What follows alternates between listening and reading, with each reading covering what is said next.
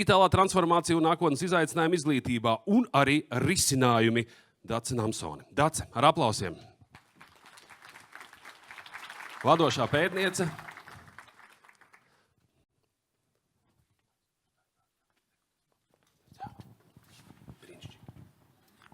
Paldies ar aplausiem. Labdien, cienījamie klātesošie. Iepriekšējie runātāji jau sāka runāt par šī trīsstūra lomu. Un tas arī bija tas mērķis, aicinot jūs visus kopā satikties izglītības politikas veidotājiem un īstenotājiem, pētniekiem un praktiķiem. Un paldies jums par to, ka jūs esat šeit. Tas, ko dara pētnieki veido jaunus rīkus, pētnieki rada jaunus risinājumus un pārbauda to skolās. Milzīgs paldies katram klātesošajam un neklātesošajam skolotājam, skolu vadītājam, kas ir piedalījies izmēģinājuma procesā. Un šodien ir tā iespēja, ka ieteikumi, kas radušies šo projektu rezultātā, tur arī fiziski viņi stāv uz galda, sasniegs izglītības politikas veidotājus. Es ceru, ka mēs katram varēsim arī iedot, kas pārstāv ministriju vai Saeimu. Bet tas, par ko es gribu šobrīd runāt, un tālāk turpinās Kārlis un Ģirds, ir tātad, gan kas tad ir tā lieta, kas mūs sagaida saistībā ar digitālo transformāciju, kas tad ir tieši šķēršļi, kāpēc mēs esam iestrēguši, un ko ar to varētu iesākt. Un to visu jūs arī varēsiet pēc tam izlasīt. Un tā pirmā lieta ir, ka mēs parasti runājam par to, ka skolēnam ir jābūt produktīvam tehnoloģiju lietotājam, un universitāte un arī darba devēji gribētu, lai viņš ir arī radītājs. Un tad ir tas jautājums, kāds ir tas process, kurā viņš mācās, un vai viņš tāds mums sanāk tajā procesā. Bet vēl cits jautājums ir, kam pieder mērķis? Dokumentu mums ir daudz, un dokumentos, kabineta noteikumos un visur citur ir daudz skaistu teikumu par to, kādam vajadzētu būt skolēnam. Bet tas šķērslis ir, ka tie mērķi netiek kaskadēti līdz skolai, skolotājam un bērnam. Un tā pirmā lieta, kas mums ir jāmaina, skaidrā valodā jāatbild, ko mēs īsti gribam panākt. Kāds tad katrā klasē vai skolā mēs gribam, lai tas skolēns ir? Un vai mēs sabiedrībā neesam pārāk aizrāvušies ar akadēmisko rezultātu centralizētā eksāmenā matemātikā? Un aizmirsuši, ka nemazāk svarīgs mērķis ir apgūt tās prasmes, lai skolēns būtu derīgs sabiedrībā. Un pats galvenais, lai viņš iemācītos būt atbildīgs par savu dzīvi. Jo mēs joprojām viņu radinām sākumskolā darīt tā, kā visi citi saka. Kurā brīdī tad viņš iemācās uzņemties atbildību? Digitālie risinājumi ar katru dienu kļūst vairāk un labāki, un tas neapstāsies. Bet tad, kad mēs skatāmies uz klasē notiekošo procesu, katrs šeit sēdošais zina, ka ir milzīgas atšķirības. Un skolēns un dators citu priekšmetu stundās ir vēl salīdzinoši reta parādība, bet arī pats mācību process, ieejot vienā skolā no klases uz klasi, ārkārtīgi atšķirās. Un ne jau skolotājs vien nosaka šīs atšķirības. Tā ir sistēma, kurā ir atvieglotas prasības skolotāju kvalifikācijai. Tā ir sistēma, kurā ir spiediens uz eksāmenu un uz olimpiādēm. Ja mēs šo nemainīsim, nebūs mums skolēna, radoša un produktīva tehnoloģiju lietotāja. Un šīs atšķirības kļūs vēl tikai dziļākas. Un tas, ko mēs parasti darām, mums ir viens risinājums visam. Mēs nosūtam uz skolām Chromebooks, vai mēs gribam, lai visi skolotāji tagad mācās Excel. Bet šis vairs sen nestrādā. Atšķirību situācijā ir vajadzīgi atšķirīgi risinājumi. Ir vajadzīgi personalizēti, datos balstīti risinājumi. Kā palīdzēt katram tikt uz priekšu no tās vietas, kur viņš ir. Mākslīgais intelekts. Es pagājušā nedēļā nodarbībā uzdevu skolotāju grupai jautājumu, ko jūsu dzīvē mainīs mākslīgais intelekts? Visas atbildes, ko es saņēmu, bija saistītas ar esošo procesu. Ko man palīdzēs tajā, kā es tagad daru? Bet lietas būtība jau ir pavisam kaut kur citur. Tādu procesu, kurā tiek drillēti uzdevumi vai kurā tiek stāstīts, mākslīgais intelekts aizstās. Mēs esam jaunā laikmetā, kurā tiek digitalizēts pakalpojums. Tieši tāpat kā tas notika tad, kad rūpnīcās ienāca roboti. Šīs tipveida darbības ir ļoti viegli digitalizēt. Mainās skolotāja loma. Un jāmainās ir tam procesam, kāds notiek klasē. Jo pārmaiņas nebeigsies. Šis jaunais laiks iezīmējas ar nenoteiktību un nepārtrauktām pārmaiņām, kurās skolēnam vajadzēs izdzīvot. Un te mēs nonākam pie tā, ka sistēmā vairāk kā jebkad agrāk ir vajadzīgas jaunas zināšanas. Bet mēs dzīvojam no projektu uz projektu, ņemot katrā projektā citus skolotājus. Ko mēs ar to dabūjam? Ka viena skolotāja pieredze nav derīga citam skolotājam. Un atkal mēs tikai radam neapmierinātus cilvēkus. Jo cilvēki sanākot kopā atražo esošo pieredzi. Jauna pieredze rodas balstoties pētniecībā. Un tam ir vajadzīgi cilvēki, eksperti dažādās profesijās, kas šīs jaunās zināšanas spēj nest tālāk. Un mēs varam tās saukt par profesionālā atbalsta personām, bet mums ir jābeidz darīt visus iespējamos darbus ar skolotāju rokām. Tās ir profesijas, veidot mācību līdzekļus, būt par vērtēšanas ekspertu, vadīt citiem skolotājiem nodarbības vai būt par metodiķi. Jo tās prasa cita veida zināšanas.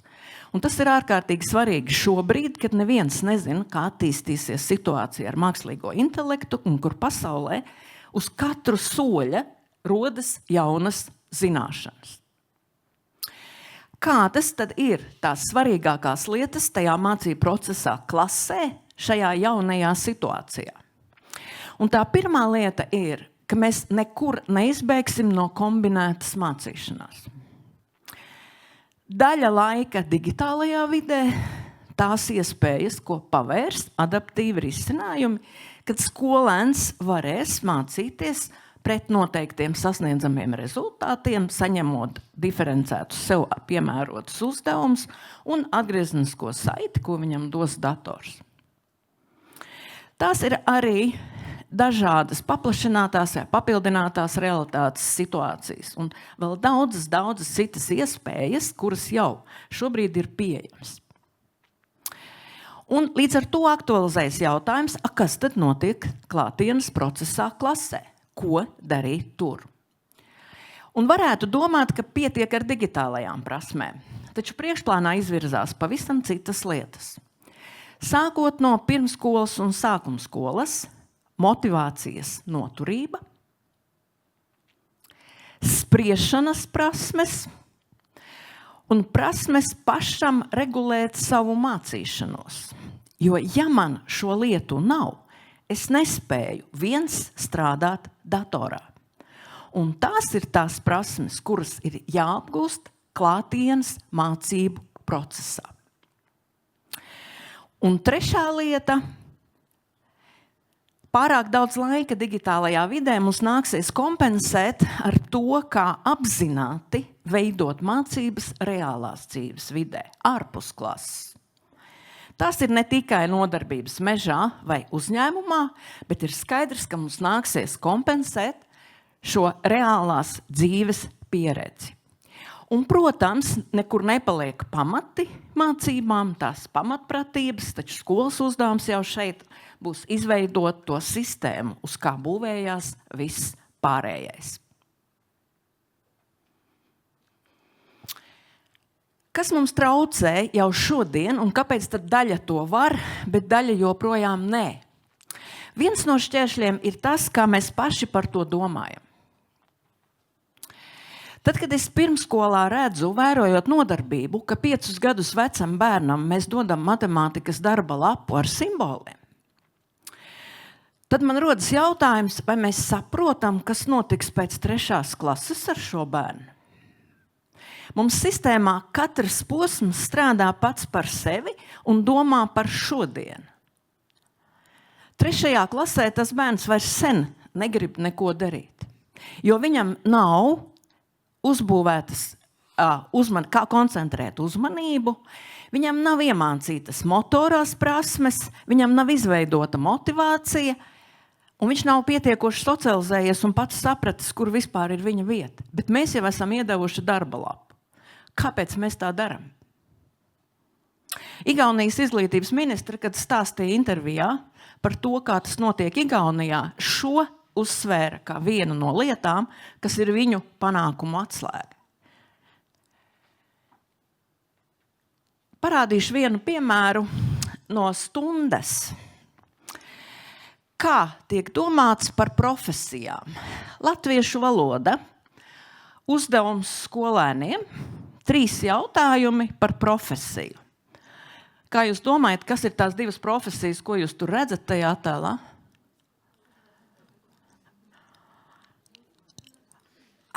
Viena ir skolotājs un otra ir aktieris.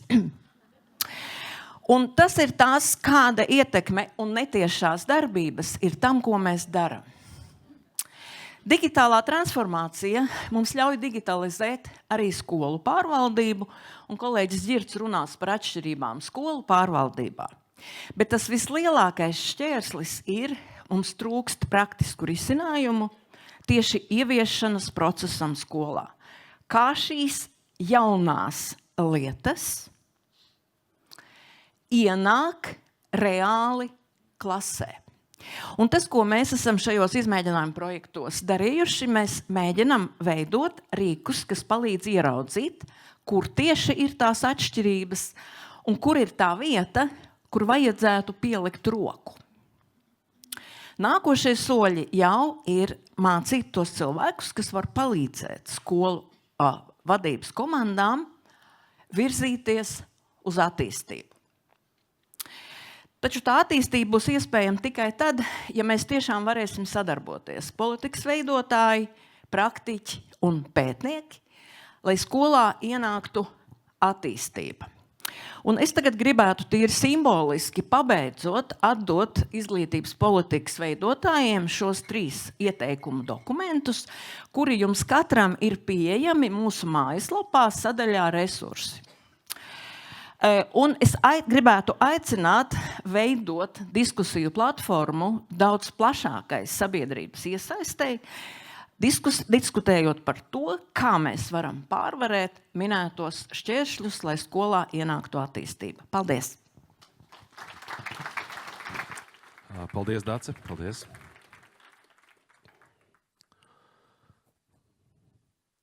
Jums būs piekdienas vakaram tagad nodarbe. Viss ir atrisināts.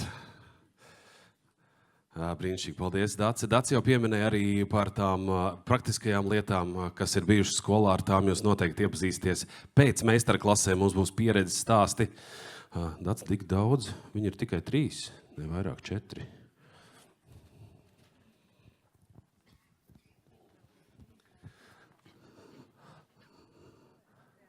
Paldies ar aplausiem. Mēs esam fiksējuši šo mirkli.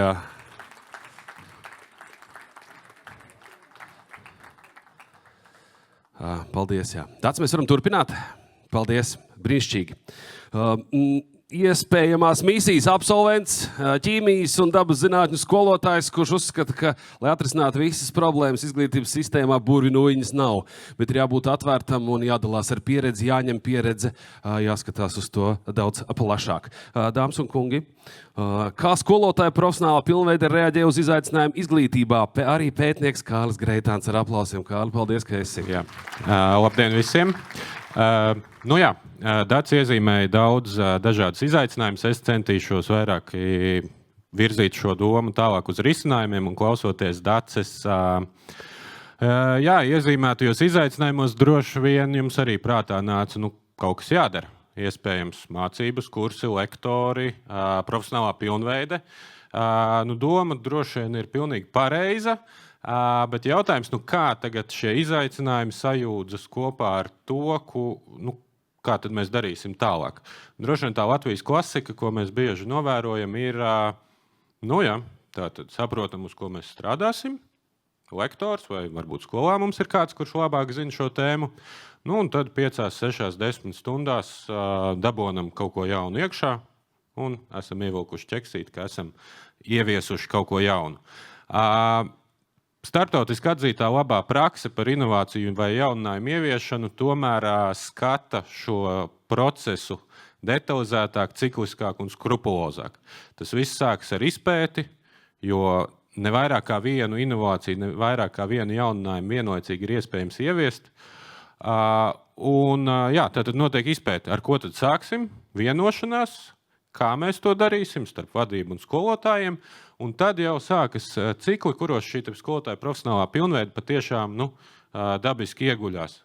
Tātad sagatavošanās, kaut kā jauna uzzināšana, tiem, kas nezina, kaut kādu jaunu prasmju attīstīšana, tiem, kuriem varbūt šīs prasmes nav. Tad nākamais cikls, reāla izmaiņu ieviešana stundās, klasēs. Tur atkal ir cita veida profesionālā pilnveide, vairāk atbalstoša, par ko es arī vairāk tālāk runāšu. Un droši vien pats svarīgākais ilgtspējas nodrošināšana, kur atkal nepieciešama vēl trešā veida profesionālā pilnveida. Šīs rīcība politikas veidotāju ieteikumos tātad mēs esam veikuši situācijas analīzi, un šī brīža situācijas nebaidīšos salīdzināt ar rokas pulksteni, kuram ir uzrakstīta ļoti skaista ciparnīca, kuram ir ļoti mūsdienīgi rādītāji iezīmēti izglītības attīstības pamatnostādnēs, bet aiz šiem skaistiem rādītājiem šis mehānisms ir diezgan tukšs un diezgan sadrumstalots. Un to apstiprina arī valsts kontroles ziņojums, un to apstiprina arī citu pētniecisku grupu Latvijas universitātes publicētie pētījumi. Varbūt, lai iezīmētu šo realitāti, te pa kreisi pavisam reāls sludinājums par skolotāju profesionālo pilnveidi, kas iezīmē droši vien to, ko skolotāji vēlās, kas ir iegūst popularitāti. Protams, ka tā ir apliecība iegūšana.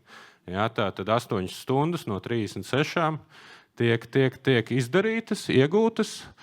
Protams, arī saturs varbūt nav galvenais, droši vien saturs arī ir ļoti labs un noderīgs, bet jautājums, cik sistemātiski šis te viss ieguļās skolotāju mērķos, skolas mērķos, sistēmas mērķos.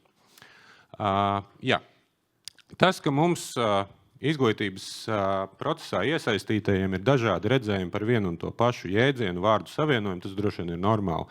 Tāpat arī par kvalitatīvu profesionālo pilnveidi, es domāju, mums ja mēs sāktu rakstīt uz lapiņām, ko mēs domājam, mums katram šis te redzējums būtu gluži savādāks. Tas ir normāli, bet droši vien arī tas, ar ko mēs sākam mūsu ieteikumu sadaļu šīs te risinājumos, tas ir tuvināt šos te redzējumus, tuvināt šo te viedokli, kas tad ir kvalitatīvi, kas ir efektīvi skolotāju profesionālā pilnveide. Un šīs dienas sesijas, šīs dienas pieredze iespējams var tam noderēt, un tas droši vien arī ir pētnieku uzdevums tātad apkopot šos dažādos viedokļus un tuvināt tos vienotram. Un varbūt nākamie slaidi arī par tam tieši ir veltīti. Par profesionālo pilnveidi pasaulē tiek domāts un darīts un runāts un pētīts daudz jau pēdējos 25 gadus. Un viena no tām galvenām atziņām droši vien ir tā, ka dažādiem profesionālās pilnveides veidiem ir dažādi ietekmes līmeņi. To jūs redzat šeit kreisā pusē kolonnā.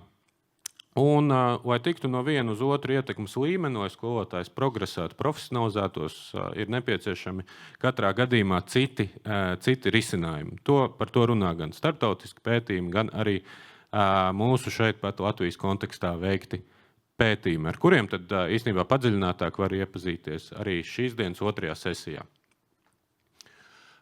Kas vēl jāņem vērā, plānojot profesionālās pilnveides risinājumus un izvēloties tos, droši vien jāņem vērā tas, ka neatkarīgi no tā, kādu profesionālo pilnveidu jūs esat izveidojuši, tā nekad nesasniegs pilnīgi visu, ko jūs esat sākumā plānojuši. Ir kaut kādas objektīvas barjeras, 4 barjeras, ko jūs redzat šeit, kas maksimāli, kas kavē to, kas ir sākumā iecerēts. Kaut vai laiks, vai kaut kādas iepriekšējās zināšanas. Tā labā ziņa droši vien ir tāda, ka par to arī tiek daudz domāts. Kā šīs barjeras maksimāli mazināt? Pilnīgi viņas novērst nevar, bet mazināt var. Un šie jaunākās atziņas ir tādas, ka tie ir 4 principi, kas maksimāli šīs iepriekš redzētās barjeras mazina. Redzējuma paplašināšana, motivācijas pārmaiņas, prasmju attīstīšana un atbalsts ieviešanai praksē. Droši vien arī tāds kā čekliste izvēloties un plānojot profesionālo pilnveidi. Tuvojoties noslēgumam, kā tad no šī esošā pulksteņa tikt pie savādāka, varbūt precīzāk funkcionējoša pulksteņa, padalīšos ar atziņām, kas nāk no jau pieminētās valsts pētījuma programmas projekta. Un, kā jau Dats iezīmē, digitālais gadsimts būtiski atšķirās no iepriekšējiem. Un, tas ir liels izaicinājums iemācīt skolēniem to un tā, kā mēs paši nekad neesam mācījušies.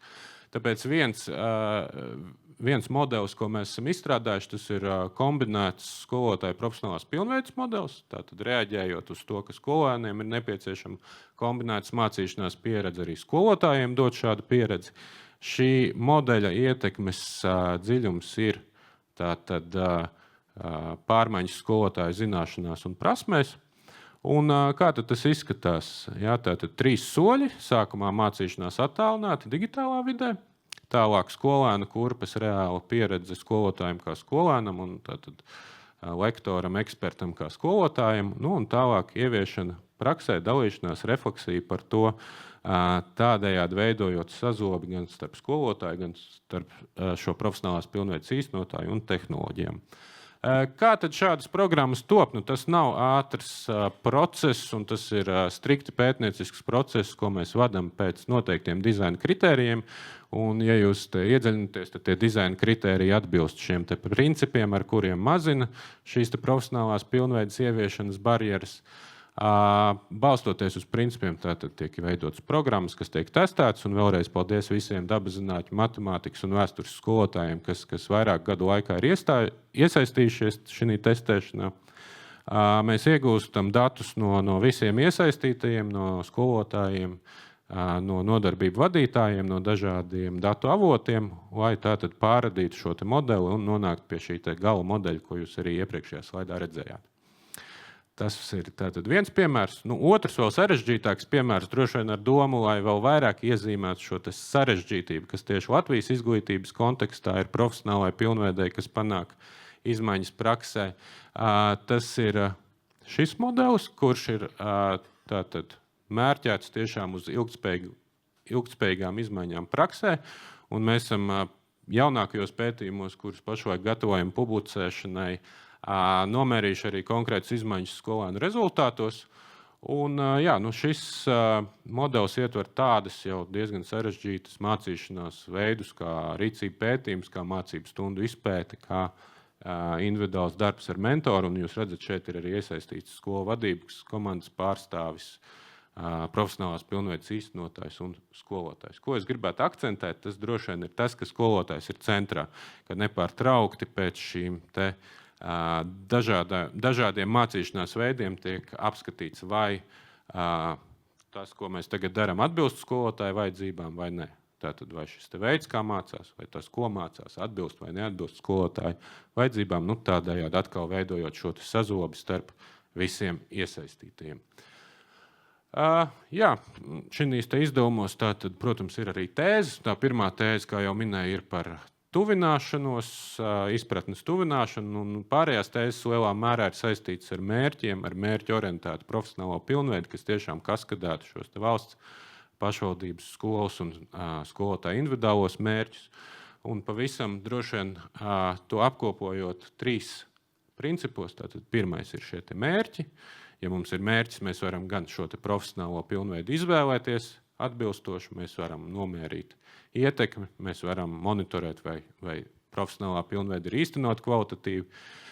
Otrais, skolotājs ir tam centrā. Skolotājs sāk no tās punkta, kur viņš ir, un kāpj pamazām vienu pēc otra soli uz augšu. Un šī profesionālā pilnveida nav vairākus soļus augstāk par to, kur skolotājs ir. Un trešais, tas viss ir nepārtraukti, ļoti bieži skolā balstīti. Un, pēc vienas inovācijas ieviešanas visticamāk sako nākamā. Vēlreiz saku paldies tātad valsts pētījuma programmas projektam. Un, paldies jums. Aicinu visus uz otro sesiju, kurā tātad praktiķi, gan pētnieki un skolu cilvēki stāstīs par jau ļoti konkrētiem mehānismiem, kā tad profesionālā pilnveida tiek īstenot. Un, paldies un vārds. Paldies, Kārlim. Paldies, aplausus Kārlim. Varbūt ir kāds jautājums Kārlim? Tā teikt, silts un karsts uzreiz. Ja jūs gatavojaties pēc lekciju sesijām, arī tur uzdodiet noteikti jautājumus, jo nekad nevarēsiet saņemt atbildi. Ir jums jautājumi? Es zināju vienmēr, Kārli, piedod. Mums ir minūtīt laika vēl. Paldies, Aikalvan. Man ir tāds jautājums. Mēs šobrīd runājam par to, kā izmaiņas plānot un īstenot tiem politikas plānotājiem, pašvaldībām, skolām, bet vai šis pats viss ir arī rosināts un kā ieteikumi Latvijas universitātei sagatavojot jaunos pedagogus, jo tas, ar ko nereti mēs saskarāmies ar, tā teikt, gatavu produktu, cilvēku, pieaugušu cilvēku, jau ar izveidojušies vērtībām, un turklāt, ja viņš jau studējot sāk strādāt, tad viņš jau nonāk reālajā praksē. Jau viņu sagatavojot šo visu, viņiem ielika kā pamatu, ka tā ir normāla attīstība. Nevis, ka mēs viņus centīsimies pārveidot, tad, kad viņi jau ir sākuši un nonākuši tajā skolā. Paldies. Paldies, ļoti labs jautājums. Un arī strādājot ar topošiem skolotājiem, droši vien jāatzīst, ka gandrīz visi strādā jau uz 1., 2. kursā vairāk vai mazāk skolās. Ļoti atšķirās, es teikšu, kā pasniedzējs un arī kā bakalaura darbu un prakšu vadītājs. Ļoti atšķirās šīs skolas un šis atbalsts, kas katram jaunajam cilvēkam skolā ir pieejams. Un tas, lielā mērā, es arī teikšu, ir atkarīgs no tā, kādas zināšanas un kādas prakses šī skolas vadības komandā, kur jaunais topošais pedagogs strādā. Vai tā tad tiek virzīts uz to, ka šīs prakses tiek arī iedzīvināts. Jo tiešām, ja skolas vadības komandā nav, teiksim tā, redzējums par to, kas skolā notiek, tad arī šis jaunais cilvēks darbojas diezgan sadrumstaloti. Kārli, piedod, mēs no Ādažiem pārceļamies uz Limbažiem. Mums ir vēl viens jautājums. Paldies, lūdzu. Labdien! Kaut kā skatoties, man viens punktiņš pieķērās ļoti par to, ka sūtām skolotājus uz kursiņiem. Un pilnīgi dīvainā veidā šoreiz, jo to sāka pārmest 2000. gadu sākumā. Un ja man kāds skolēns klasē nemāk rēķināt kvadrātvienādojumu, un viņš vēl pēc 5 gadiem nemāk rēķināt kvadrātvienādojumu, es sāku par to satraukties. Es kaut kā domāju, ka varbūt man kaut kas ir jāmaina tajā. Un šodien skatoties prezentāciju pilnīgi bez pārmetuma, bet man kaut kā pēkšņi šitas pilnīgi ieleca acīs. Tātad gandrīz visu manu karjeras laiku šis teksts ir visu laiku bijis, ka tā nevajag darīt. Acīm redzot, mēs vēl joprojām tā turpinām darīt. Un kur ir garantija, ka pēc šīs konferences, pēc vispārējā, es nezinu, vēl pēc 10 gadiem mums nebūs precīzi šī pati problēma. Tas nebija jautājums, komentārs, bet man kaut kā ļoti, ļoti šodien tā ieķērās. Paldies, Gunta, par es varbūt vienu vēl teikumu pateikšu. Kursi pats par sevi, tā ir organizācijas forma. Jautājums, protams, kas notiek Vai tur notiek mācīšanās, vai tur notiek informācijas nodošana? Tas ir labs jautājums, bet kurs ir ļoti ietilpīgs vārds. Droši vien jārok dziļāk, kas zem tā ir. Paldies, Kārlim. Varēsiet vaicāt arī meistarklasēs, vai kafijas pauzē droši iet klāt un sakiet, man ir tā un tāds jautājums, lai jūs rastu atbildes. Bet man bija patiesībā prieks redzēt jūs pie brokastīm. Jūs jau savā starpā risinat daudz lietas, ko jūs esat apguvuši un kas ir labs, un kas varbūt nav tik labs, ko vajadzētu, ko nevajadzētu. Tas jau bija sākums. Mēs turpināsim. Kādas atšķirības novērojam skolu vadības darbā, reaģējot uz izaicinājumiem? Absolūts izglītības romantiķis un sirdī ģeogrāfs pētnieks Ģirds Burgmanis ar aplausiem. Ģirt, lūdzu. Labrīt visiem. Man prieks redzēt, ka jūs tik kuplākat skaitā. Kāpēc izglītības romantiķis? Tāpēc, ka es ticu attīstībai. Mūžīgi un vienmēr neapstāties uz priekšu, mēģinam. Un es zinu, ka visi klātesošie, kas ir šeit, kas ir skolu vadītāji, pašvaldību pārstāvji, arī izglītības politikas veidotāji, cenšas virzīties uz priekšu. Un tas, man liekas, mūs visus arī kopīgi vieno. Tā ideja ir tāda, ka mēs zinām, ka vajag attīstīties. Mēs zinām, ka to vajag un mēs to gribam. Bet tas rada milzīgi daudz izaicinājumus. Un tas viss, kā jau mēs redzējām, Kārlis jau arī minēja, viss ir forši, kamēr tas izaicinājums ir viens. Bet ja mēs paskatāmies uz to, kas vispār ir uz kartes attiecībā pret skolām, skolu vadībām, tad šobrīd mēs varam redzēt, ka to izaicinājumu klāsts ir milzīgs. Viens ir uzstādījumi, kas nāk ļoti skaidri attiecīgi no izglītības politikas veidotājiem. Tā ir tā augšējā daļa. Apakšējā daļa patiesībā tas mūsdienu sabiedrības attīstības stāsts un arī izglītības attīstības stāsts. Un saliekot visu šo kopā, mēs nonākam pie tā, ka tas ir milzīgs apjoms, kas uzkrīt uz skolas vadības pleciem, ar kuru viņiem ir jātiek galā. Labā ziņa ir tā, ka patiesībā ir tāds ļoti jauks dokuments kā izglītības attīstības pamatnostādnes, kurš arī iedod reālo, vai pareizāk sakot, ideālo risinājumu, ko tad darīt patiesībā, lai skolu vadītāji tiktu galā ar šiem izaicinājumiem.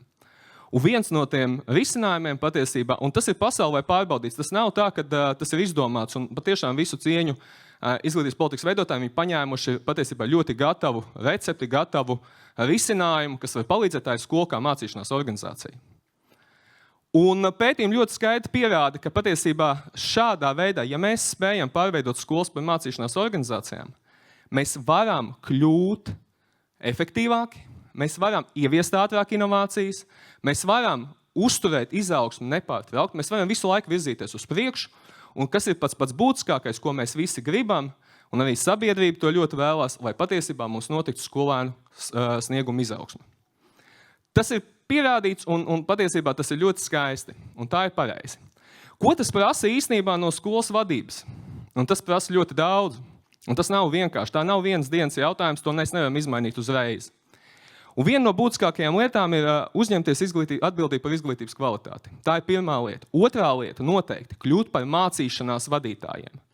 Droši vien tas ir kaut kas vispār absolūti, ja mēs skatāmies kopā no pētniecības viedokļa, tai saucamai postsociālistiskajai telpai, šī lieta ir diezgan jauna, tāpēc, ka reāli, ja mēs skatāmies uz iepriekšējiem laika posmiem, kas ir bijuši, ļoti bieži tā dominējošais stāsts ir bijis par to, ka mums vairāk skolas vadības ir kā birokrātisks administratīvs aparāts, kurš strādā, kurš darbojās, un tas ir objektīvi, jo attiecīgi viņiem arī ir bijuši šādi pienākumi pamatā. Vai mēs kļūtu par mācīšanās skolu kā mācīšanās organizāciju, vai patiesībā ieviestu šīs visas lietas, kas ir saistītas jaukās ar attīstību un inovācijām, lai tas notiktu, vadītājiem ir jākļūst par mācīšanās vadītāju. Un tas ir kaut kas jauns, tas ir vēl viens izaicinājums, kas nāk papildus klāt. Ļoti svarīga ir arī sadarbība. Tad veidot sadarbību, direktoram jābūt vadītājiem, vadības komandai jābūt tiem, kas veicina šo sadarbību skolā. Tas viss ir tas, kas ir jāizdara. Tas nav viens dienas jautājums, bet tas ir svarīgi, lai mēs virzītos uz priekšu, lai mēs sasniegtu patiesībā to, ko rāda šīs izglītības attīstības pamatnostādnes. Kāda ir realitāte? Realitāte ir nedaudz citādāka. Un realitāte patiesībā rāda to, ka šajā gadījumā mums no sākuma ir skaistas vīzijas, bet patiesībā rezultāts nevienmēr ir tāds, kādu mēs vēlamies. Ja mēs skatāmies gan uz to, kā mēs ieviešam dažādas izaicinājumus, gan mēs skatāmies uz to, kā mums iet uz skolu kā mācīšanās organizācija. Realitāte ir viena, savukārt vīzija ir viena, savukārt realitāte ir kaut kas pavisam cits. Un patiesībā, kāpēc tā ir? Pētniecība dod diezgan ļoti skaidru atbildi, kāpēc tā notiek. Un tas notiek viena iemesla pēc. Un patiesībā tikai viens vārds – atbalsts. To jau sen ir pierādījuši, tad jebkuras reformas ieviešana, jebkura izaicinājuma ieviešana prasa viennozīmīgu atbalstu visām iesaistītajām pusēm. Kā jūs varat redzēt, tas lielais bundulīts, kas ir, tas ir tas spiediens, kas ir izglītības politika, un viss ir pareizi. Mums jāattīstās, mums jāiet uz priekšu, bet jautājums, kādā veidā nāk līdz šis atbalsts. Un jau, kā jūs varat redzēt, jau vairāk nekā 11 gadus atpakaļ, skatoties Dienvidaustrumāzijas pieredzi, ļoti precīzi ir identificēts, ka ir nepieciešams atbalsts gan pašvaldībām, gan skolām, gan skolotājiem. Bez tā mēs nevaram nevienu inovāciju jēdzīgi, sakarīgi ieviest tādā veidā, kādu mēs esam viņu plānojuši. Ko darīt? Un tas ir lielais jautājums. Un es nekas jauns šeit droši vien, ka nebūs jāizdomā, un patiesībā tās atbildes jau viss kaut kur apkārt ir. Viņas tikai vienkārši jāatcerās un jāpaņem atpakaļ. Un tā ir tas pētnieku uzdevums. Tā kā atcerēties, kas vēsturē pētniecībā labs bijis, kas ir kāds, ko teicis un kā mēs to varētu izmantot. Un patiesībā viens no veidiem, kā mēs varam atbalstīt, patiesībā mērīt. Bet ar vienu nosacījumu nevis mērīt, lai kontrolētu, bet mērīt, lai attīstītos. Lai nodrošinātu attīstību, lai uzlabotu, lai palīdzētu, bet nevis lai kontrolētu.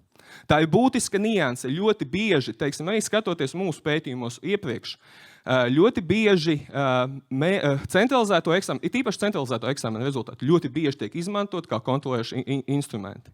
Es vēl joprojām atceros savu dzīves pieredzi, kad man zinām cilvēki, tātad skolotāja dienā paziņoja, ja mēs skolas reitingā nākamgad nepakāpsimies, nākamajā skolotāja dienā torta nebūs.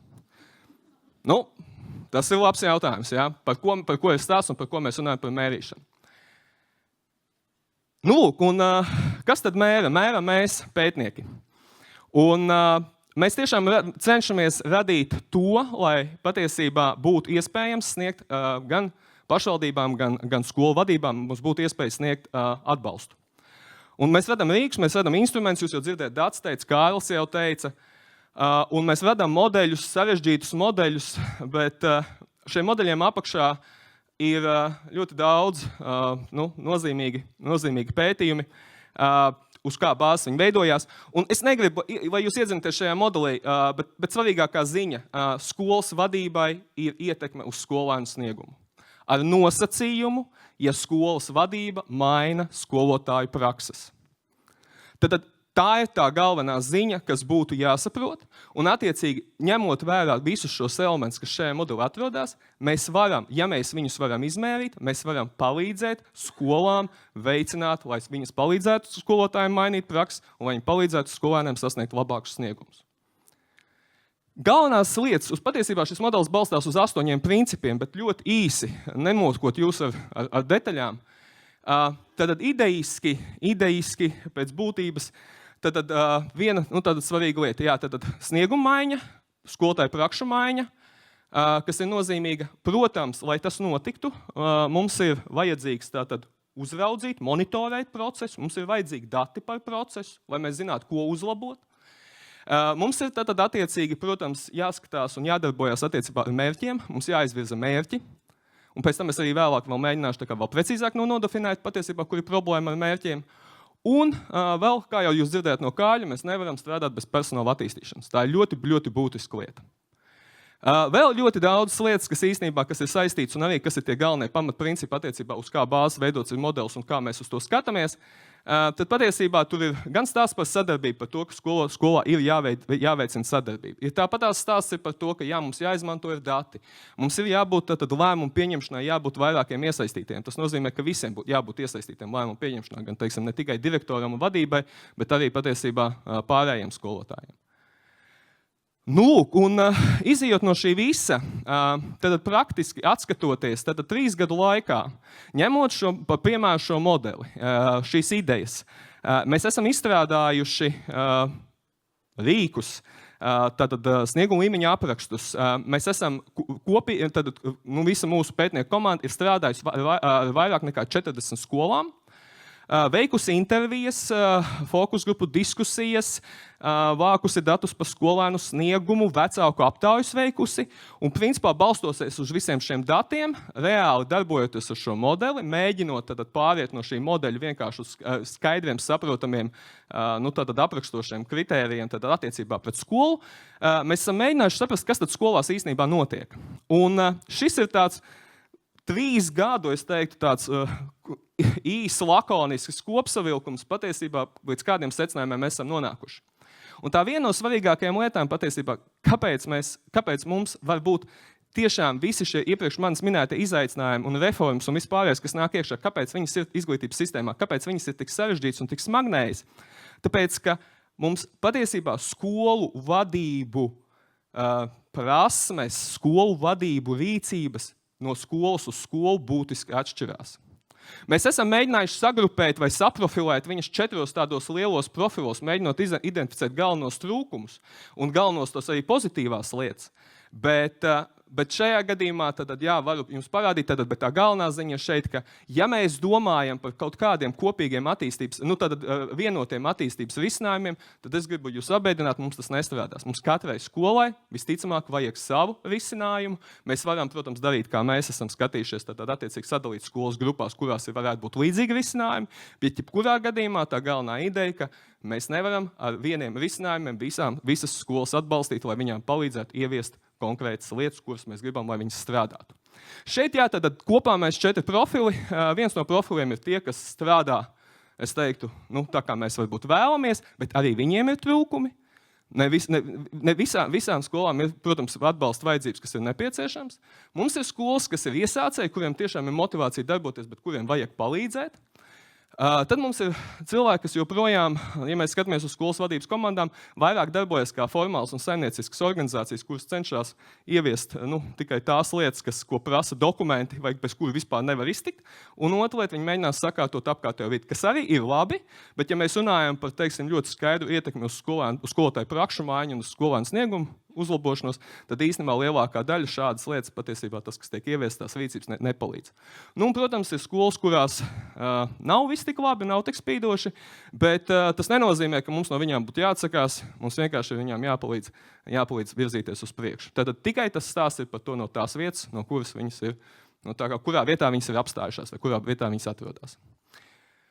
Kas tad nosaka šīs lielās atšķirības? Mēs esam identificējuši arī kopīgi, arī strādājot ar kolēģiem, paskatoties uz visām šīm skolām no augšas, kas tad ir tie galvenie cēloņi, kas tad ietekmē īstenībā to kā lai saka, to lēno virzību, to inovāciju ieviešanu. Un tā viena būtiskākā lieta ir, un īstenībā jau arī minēja Dāce vairākas reizes to, ka mums īstenībā būtu droši vien jāsaprot, kāds ir tas skolas mērķis.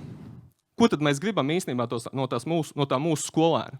Vai mēs gribam tikai to, ka viņam ir augsts centralizētā eksāmena rezultāts, vai mēs gribam kaut ko vairāk? Vai mēs gribam arī to, ka viņš spēj pats darboties šajā pasaulē, spēj kaut kādas lietas izdarīt un daudz kaut ko citu?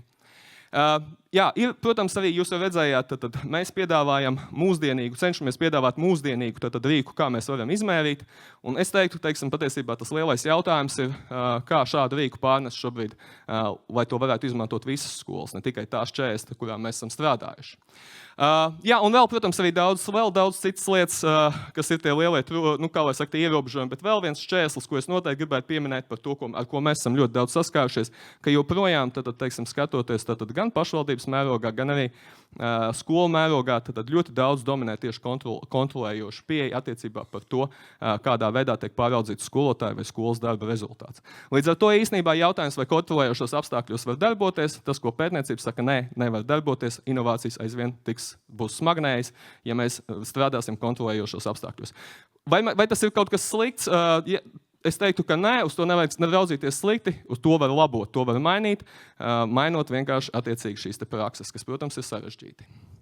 Kādi ir iespējamie risinājumi? Un arī izējot no tā, ko mēs esam izdarījuši, kādus risinājumus mēs esam identificējuši. Tas, ko mēs varam droši teikt, ka, protams, sistēmas līmenī, kā jau es minēju, tad būtiskākais ir mērķi, saprast, kas ir mūsu mērķis, ko mēs gribam no skolēniem, ko mēs gribam no skolām, kas ir tas, kas būtu jādara. Nākamais mērīšanas sistēma un tā galvenā lieta, kādā veidā mēs palīdzam, tātad, kā jau jūs redzējāt pašā sākumā, tad šo te, es nezinu, kā viņu var nosaukt, ja filtriņu, vai to, teiksim, to trektarīt, ja?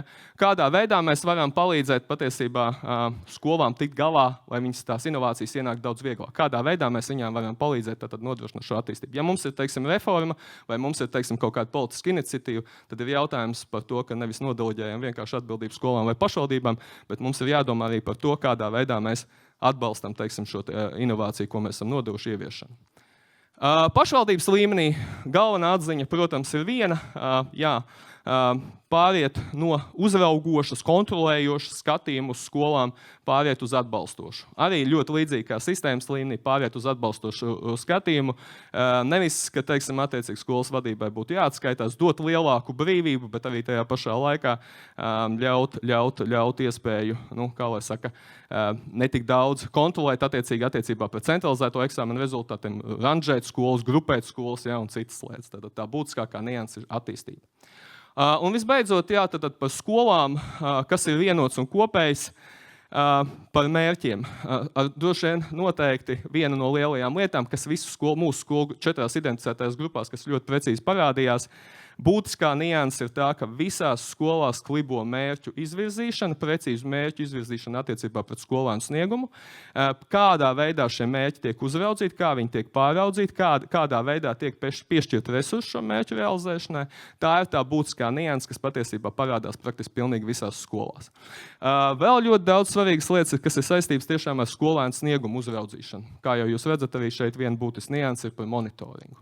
Un tā, kā mēs skolas iekšienē varam nomērīt šo inovāciju ienākšanu, kādā veidā, ja mums ir bijusi, teiksim, piemēram, attiecīgi kompetenču pieejas, tā maiņa, tad ienākšana skolā, kādā veidā mēs varam izmērīt to, ka tā patiesībā šī inovācija ir ienākusi, ka mēs tiešām darbojamies šajā kompetenču ietvarā, tad attiecīgi.